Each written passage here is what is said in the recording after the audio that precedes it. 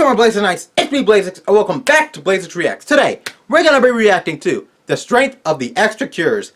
Now, after my last Precure reaction, which I loved, I don't know if you guys did, but I loved it, I wanted to watch some more Precure videos, and I found another video from Brock's Anime Club about the strength of the extra cures.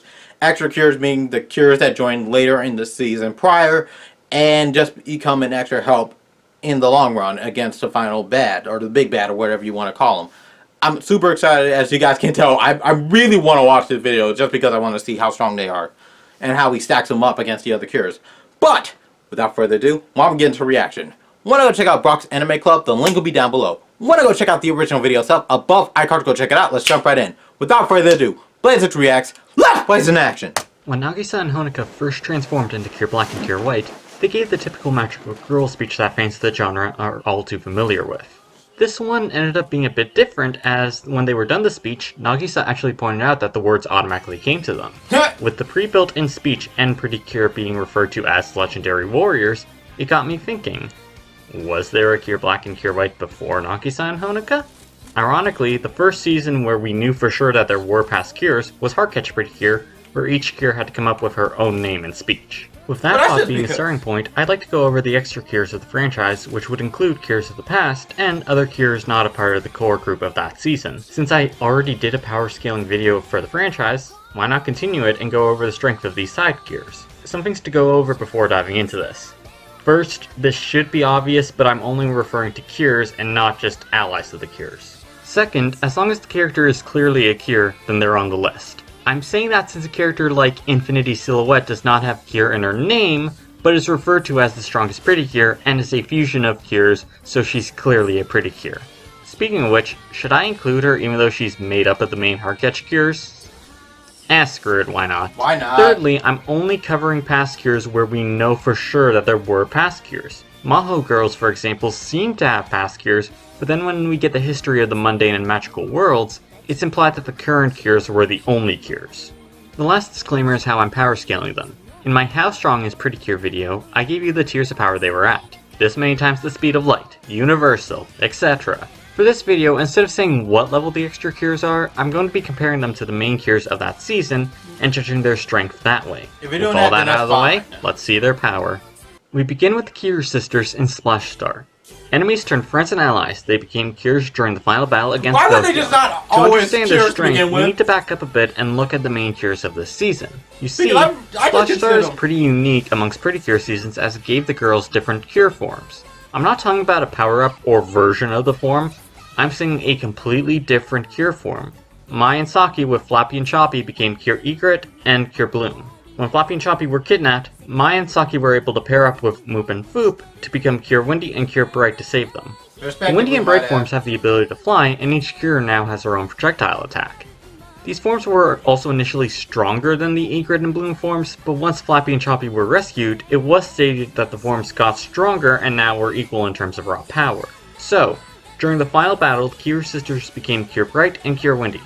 With all of them receiving the same boost, they were all equals. This includes them also having the Splash Star's power-up item, the Spiral Rings. The four cures defeat Gohyon by performing the Spiral Heart you guys gotta see that fight, because it was so Gohyon a flashback of the Big Bang. After the fight, the Cure Sisters had their bodies changed into normal human girls because they were made from the power of destruction, and with that gone, they were going to die.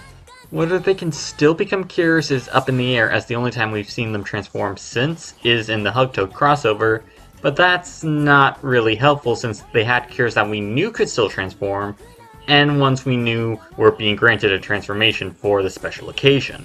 So if they can still transform, then they would simply scale to whatever level Mai and Saki are currently at. Dark Pretty Cure 5. Copies of the Yes Pretty Cure 5 came created by Shadow for the use of crystals. Despite being imitations, they had their own attacks, and are actually stronger than the Yes 5 team given the trouble they gave them during the fight. With that said, the S5 team grew stronger over the course of the fight, and each cure beat their doppelganger. Each member of the Dark Pretty Cure 5 team would end up dying, 4 of them from the original cures, and Dark Cure Dream by sacrificing herself to save Cure Dream. On to Heartcatch, where the fight between the cures and the Desertrians has lasted for 400 years. Lots of cures, though we don't know the names to most of them. Go figure. Thankfully, we do know the weakest and strongest cures in the series, so we can make the tiers to say where these cures would go, and then get into the specific cures that we do know about. I'll be making the tiers by comparing them to the main Heartcatch team, but it should be noted that I am referring to them before episode 45.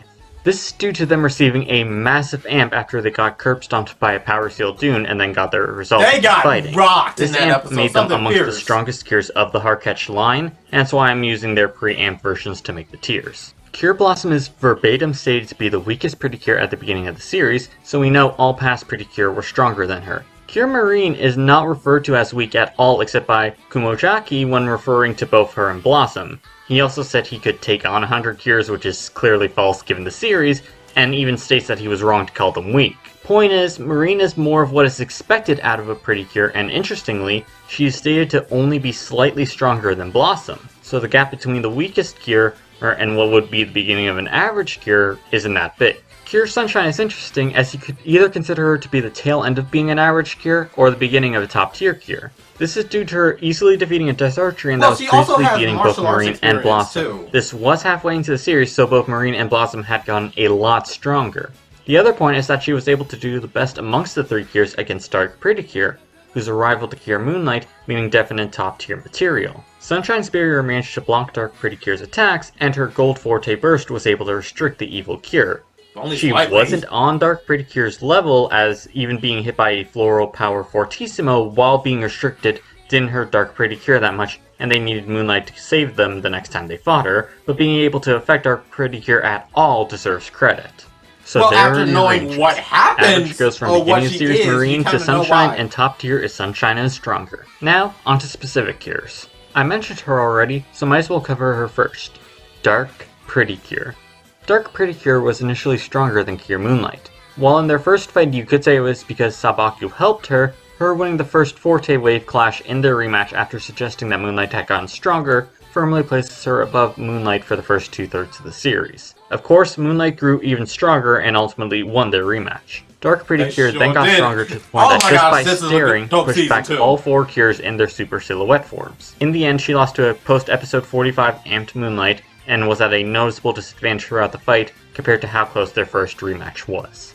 Cure Ange, the cure from 400 years ago who defeated Baron Salamander and sealed his powers away. Cure Moonlight was mentioned to have a similar demeanor as her, so it's possible that her defeat of Baron wasn't that hard for her. In comparison, it took the current cure's strongest attack, the Heartcatch Orchestra, to match Baron's full power, and they were eventually going to lose that clash had it not been for them being boosted by the Miracle Lights. So, she's firmly above the Heartcatch cures until they have their episode 45 amp due to their scaling to Dune and the next cure we're talking about. Cure Flower, the grandmother of Cure Blossom. God tier! According to the Heartcatch Pretty Cure light novel, she was the strongest cure of the Heartcatch line. She managed to match full power Dune and seal a portion of his power. Even a much weaker version of her that couldn't even use her Forte Wave was still well above the current cures. Post-episode 45 amp, they clearly surpassed this weakened version of Cure Flower by fighting a stronger Dune. But they wouldn't surpass her prime in Heartcatch. That would happen through the constant growth in the All-Star films. This of course means surpassing full power Dune, which I discussed in my How Strong is Pretty Cure video by comparing this situation with the Doki Doki cures, but I'll save that scaling for later since there are past cures in Doki Doki, and the scale for surpassing them is pretty much the same thing. Infinity Silhouette, or Mugen Silhouette, whichever you prefer, is the fusion of the 4 Heartcatch cures. Infinite Love, Infinite Power. She is the strongest Pretty Cure. She certainly proves to be the strongest cure of the Heartcatch line by easily defeating Dune in one punch. As for if the Heartcatch cures ever surpass their own fusion, who knows? No solid details either way. I do make a possible scale for them being stronger in my How Strong is Pretty Cure video, so go check that out. And if I had to go with my gut feeling, then I would say that they have surpassed her after all this time. Which logically would make a theoretical All-Stars version of Infinity Silhouette insanely powerful. With Heartcatch done, we move on to Smile with the Bad End cures. Like Dark Pretty Cure 5, they were evil copies of the Smile cures created by Joker. They were stronger than the Smile cures' base forms as self-admitted by Cure March. It took the Smile cures entering their ultimate forms in order to win. The Smile cures in base have surpassed their Bad End counterparts, as base cures can beat King Perot in Miraculous Magic, who was superior to the Bad End cures. Cure Echo, the only cure to originate from the All-Star movies, and as such we'll have to compare her to different main teams instead of just one. She first appeared in New Stage, which was when the Smile cures were the newest cures, so she should be comparable to them. She also fought Should alongside be. the Go Princess cures in Miraculous Magic, but that doesn't really tell us anything as different teams fight together all the time. Her most significant action came in New Stage 3, where she destroyed a Nightmare Dome that Black and White's Marble Screw Max could only damage. Unfortunately for Echo, this seems to be due to an amp by the Miracle Lights, given that the lights were glowing when she made the fairies her partners, and the glowing orbs that the Miracle Lights made when the fairies were talking to her surrounded her while she transformed. Even if you don't believe that, you could still say that the dome became weaker thanks to Black and White, so the feat is still a bit questionable. They went easy on It is fair that since she doesn't have any teammates, she could grow at a faster rate than some of her Cure Senpais, but I think having her be around the level of the Smile Cures is more reasonable than having her be on the level of the Max Heart Cures. On to Doki Doki, where we have the 3 legendary cures: Cure Empress, Cure Magician, and Cure Priestess. Each wielded one of the 3 sacred treasures and implied to have realized the treasure's full potential unlike anyone else in the series. For strength, we know that they should be above their fairy, Melon, who was able to defeat the current Doki Doki cures, though would likely lose to them after they scale above the Blood Ring Selfish. We know that they weren't able to beat Proto Selfish and could only seal him away. It should be noted that given Proto's reaction to it, it seems that the legendary cures never tried to do their own version of the Partheon form, so we can't say that the Doki Doki cures are stronger since they had a stronger final form. With this information, tough to say exactly how the Doki Doki cures compare by the end of the series. I'm leaning more towards the legendary cures due to their use of the sacred treasures. The Doki Doki cures would surpass them in Miraculous Magic, where base cures can fight Proto and defeat him. Moving to Happiness Charge, and we have the international cures. Cures all over the world! Can't really make ranges like I did in Heartcatch, but comparing them to the Happiness Charge team is pretty simple. The Happiness Charge team are stated to be the toughest cures even before they have Cure Fortune. Cure Fortune being stronger than any of the Happiness Charge cures at the time, and stated by Phantom to be stronger than any cure he's faced before. That statement is amended later though, where he states that Cure Tender, Cure Fortune's older sister, was the strongest cure he faced. Point is, Happiness Charge as a team is stronger than any other cures in the series before they even receive power-ups. Well, that's so not much point in talking about the team named international cures, but we still do have 2 cures to talk about here. Cure Tender, as I mentioned before, was stated to be the strongest cure Phantom had faced, and she only lost the fight because she had to protect her sister. After being brainwashed and amped as Dark Tender, she returned to being Cure Tender and continued to fight against the Phantom Empire. In terms of how she compares to the Happiness Charge cures, we see her and her sister have an untransformed martial arts fight that Tender wins. So she's stronger than any one of the Happiness Charge cures when they're in base. If they go as a team or just one of them activates Innocent form, then they should be above her. She also went to go help the international cures, so it's likely she helped lessen the gap between the international and Happiness Charge teams. Cure Mirage, the first cure from 300 years ago, and thanks to some heartbreak and brainwashing, she became the villainous Queen Mirage. We aren't exactly given a comparison of how strong she is now compared to her cure days, but it can be assumed that she is at least as strong as she was back then. This is due to her new powers originating from Red, Blue's brother, who should share similar if not greater power than Blue if the final fight is any indication. We also saw that she was able to amp Tender when she was controlled as Dark Tender, so that speaks well to her ability. With that established, we see Cure Lovely match her in their fight, and when Mirage received a Rage boost, Innocent form Lovely could match blows at first, but did ultimately need the rest of the cures to win. In Go Princess, we had the original Princess cures. We know they defeated the Despair in the past, and they had obtained the Grand Princess transformation. As for it, the current Go Princess cures are stronger, they are. We had the memories of the past cures tell the current ones that the darkness will revive stronger than it ever has before, and the current cures were able to face it. Given they had Grand Princess form, they are likely still relative to end of series cures.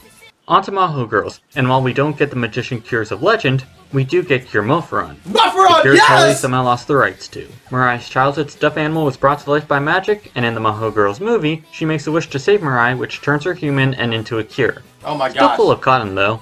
Cure Mofron did far better against Dark Matter than any of the other Mahou cures. Where their attacks were blocked and didn't impress Dark Matter, Cure Mofron was able to match him and even knock him around at points. This was a one-time transformation though, and only popped up one other time thanks to a special occurrence in the Hukto crossover. Well, at least her legs did. The Mahou Girls should surpass Mofron by the end of their own series, given the size of the boost they got. Cure Lumiere is the past cure and legendary Patissiere of Cure Pretty Cure a la mode. She faced Noir, her dormant power from her altar amped Julio enough to help the cures, and gave her strength to the cures to amp them. She was surpassed by the cures as they were able to overpower Elisio, who at that time had his own power, Noir's power, and Lumiere's power. Cure Pecorin, like Mofron before her, was the mascot character becoming a cure, only this time she keeps her transformation. When the rest of the Cures lost their How did emotions, she keep she made it? donuts to try and jog their memories of all the times they spent cooking together. When the donuts were nearly destroyed, she saved them, and the Kira power within them allowed her to become a Cure. While deemed strong enough to protect the town by herself so that the rest of the Cures could pursue their dreams, it is pretty clear that she is the weakest member. In Hokuto, we have everyone in the city becoming a Cure. And all they do is cheer. That's all they do in That this provides part. energy I for hate this Hokuto part. Cures They to just win, cheered. but no real feats for themselves. Not even earlier when it was just Cure Infini who only outmaneuvered a wild Oshimida. As the power But he didn't is derived from the attack either. That's Hokuto why I'm Cures, or at angry. least one I of wish their he was a part of items, the team. it can be assumed that those Cures are at least relative to the Hokuto Cures and just have a short time limit for their transformation. I would say We they also would have the probably Future be- Cures, who actually came before the Hokuto Cures because of time travel and different timelines. We know that Hugtan was one of these Cures, Cure Tomorrow, and she became a baby because she expended all her mother power. She could stop time, travel through time, summon people, and even as Hugtan wished she should be weaker, was able to beat an Oshimida in episode 10 that was giving Cure Ange and Cure Soul trouble, though at the cost of getting a fever.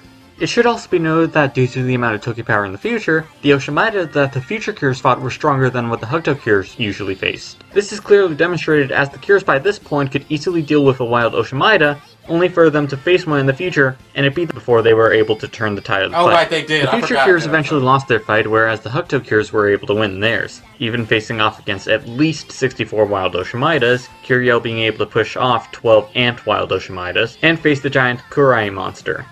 Yeah, I'd say the Hokuto Cures surpassed their Cure Senpais. Cure Kohais? Darn time travel terms. Dang it! Lady Tina Tinu's partner in Healing Good Pretty Cure is the last known extra Cure.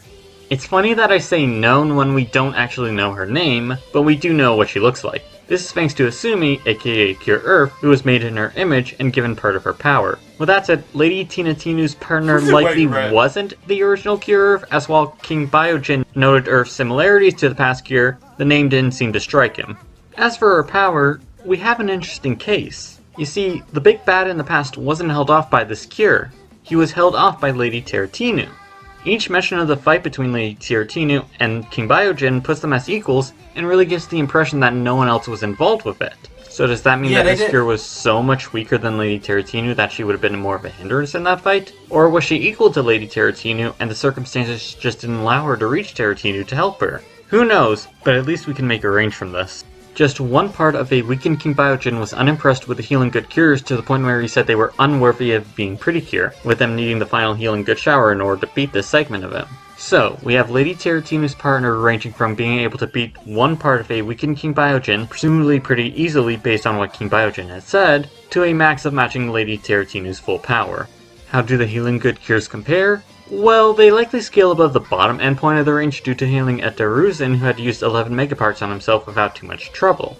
This matters as that would have put Daruzin in the same order of power as Garura, who had used 10 megaparts on himself and was stronger than that one part of the king, thus the Cures would also scale above that part. As for the upper endpoint, they only surpassed Lady Teratinu's power when the wills of every being on the planet resonated with the Cures, amping them to where they could beat Neo King Biojin.